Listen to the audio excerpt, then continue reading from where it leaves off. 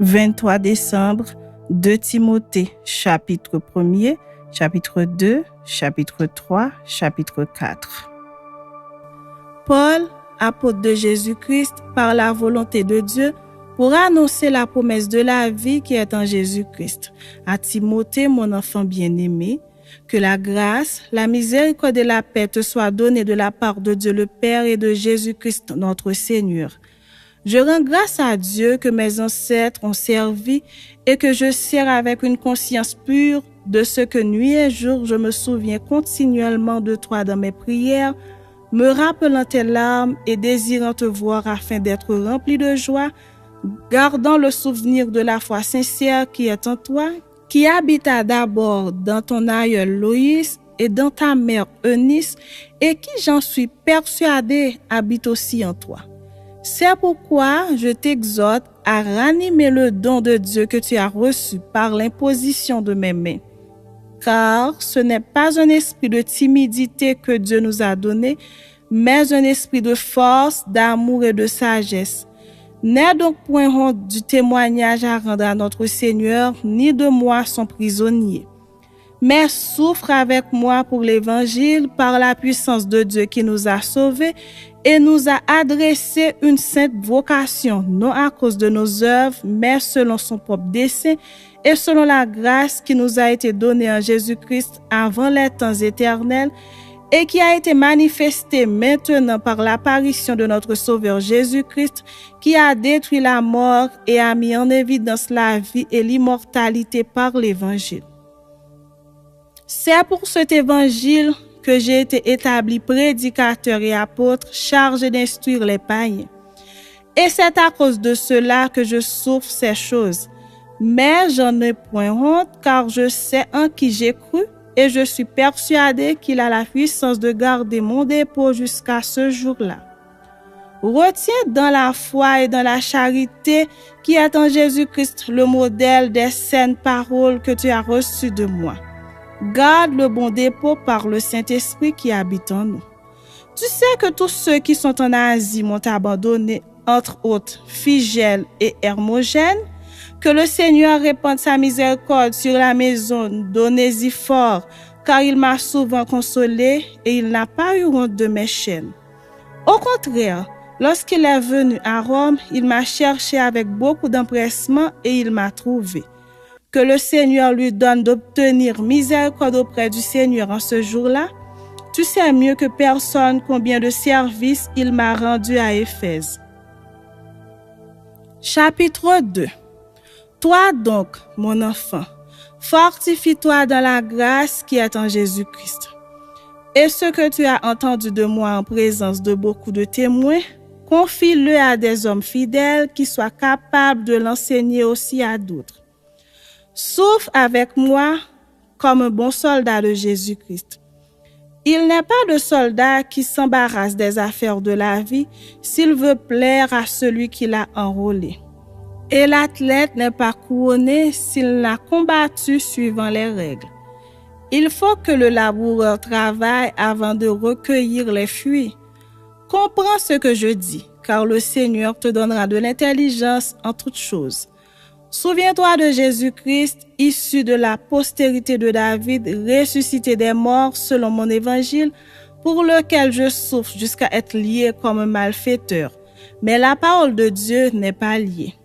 C'est pourquoi je supporte tout à cause des élus, afin qu'eux aussi obtiennent le salut qui est en Jésus-Christ avec la gloire éternelle. Cette parole est certaine, si nous sommes morts avec lui, nous vivons aussi avec lui. Si nous persévérons, nous régnerons aussi avec lui. Si nous le renions, lui aussi nous reniera. Si nous sommes infidèles, il demeure fidèle, car il ne peut se renier lui-même. Rappelle ces choses en conjurant devant Dieu qu'on évite les disputes de mots qui ne servent qu'à la ruine de ceux qui écoutent. Efforce-toi de te présenter devant Dieu comme un homme éprouvé, un ouvrier qui n'a point à rougir, qui dispense droitement la parole de la vérité. Évite les discours vains et profanes, car ceux qui les tiennent avanceront toujours plus dans l'impiété et leur parole rongera comme la gangrène. De ce nombre sont Hyménée et Philette, qui se sont détournés de la vérité, disant que la résurrection est déjà arrivée et qui renversent la foi de quelques-uns. Néanmoins, le solide fondement de Dieu reste debout avec ses paroles qui lui servent de sceau. Le Seigneur connaît ceux qui lui appartiennent et quiconque prononce le nom du Seigneur, qu'il s'éloigne de l'iniquité. Dans une grande maison, il n'y a pas seulement des vases d'or et d'argent, mais il y en a aussi de bois et de terre. Les uns sont des vases d'honneur et les autres sont d'un usage vil. Si donc quelqu'un se converse pur en s'abstenant de ces choses, il sera un vase d'honneur sanctifié, utile à son maître, propre à toute bonne œuvre. Fuis les passions de la jeunesse et recherche la justice, la foi, la charité, la paix avec ceux qui invoquent le Seigneur d'un cœur pur.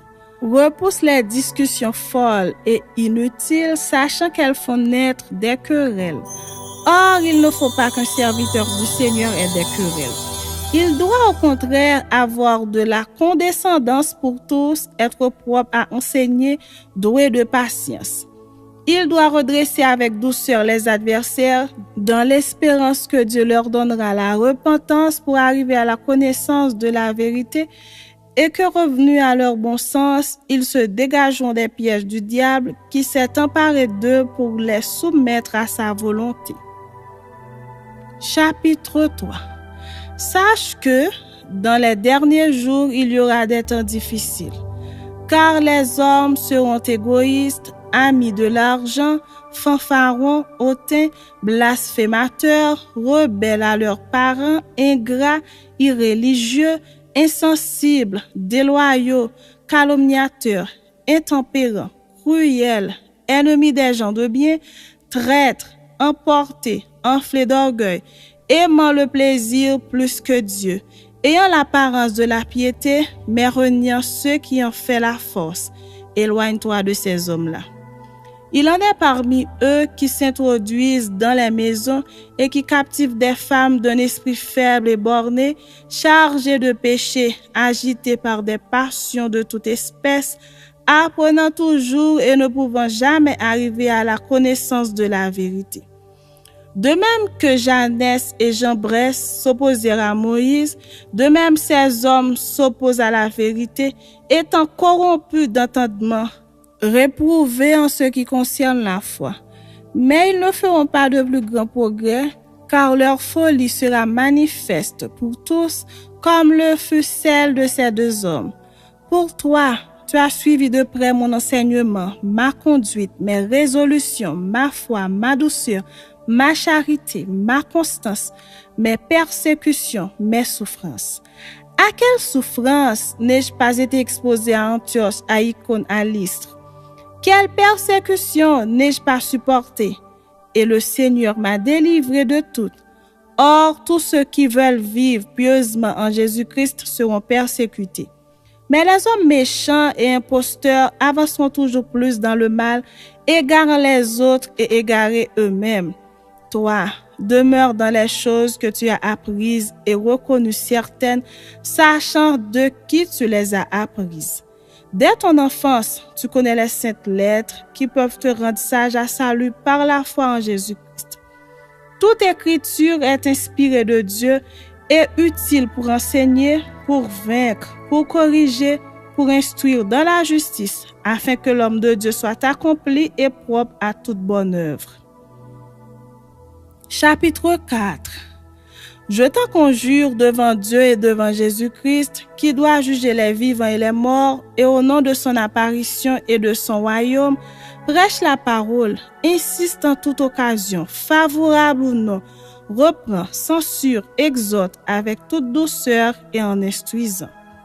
Quand il viendra un temps où les hommes ne supporteront pas la saine doctrine, mais ayant la démangeaison d'entendre des choses agréables, ils se donneront une foule de docteurs selon leurs propres désirs, détourneront l'oreille de la vérité et se tourneront vers les fables.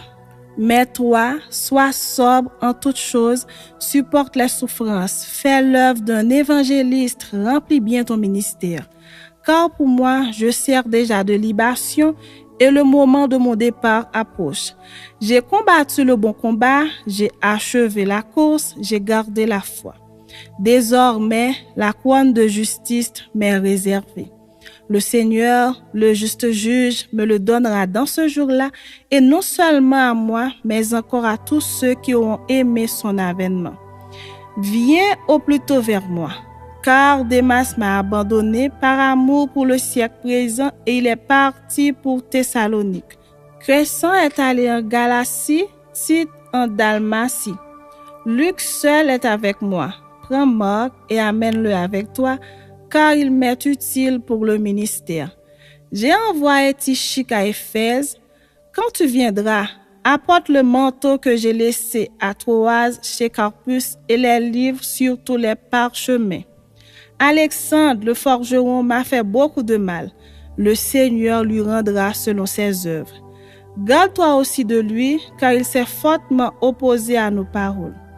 Dans ma première défense, personne ne m'a assisté, mais tous m'ont abandonné. Que cela ne leur soit point imputé, car le Seigneur qui m'a assisté et qui m'a fortifié, afin que la prédication fût accomplie par moi et que tous les païens l'entendissent. Et j'ai été délivré de la gueule du lion. Le Seigneur me délivrera de toute œuvre mauvaise et il me sauvera pour me faire entrer dans son royaume céleste. À lui soit la gloire au siècle des siècles. Amen. Salut Prisca et Aquilas et la famille d'Onésiphore. Éraste est resté à Corinthe et j'ai laissé Trophime malade à Milet. Tâche de venir avant l'hiver. Eubulus, Pudens, Linus, Claudia et tous les frères te saluent. Que le Seigneur soit avec ton esprit, que la grâce soit avec vous.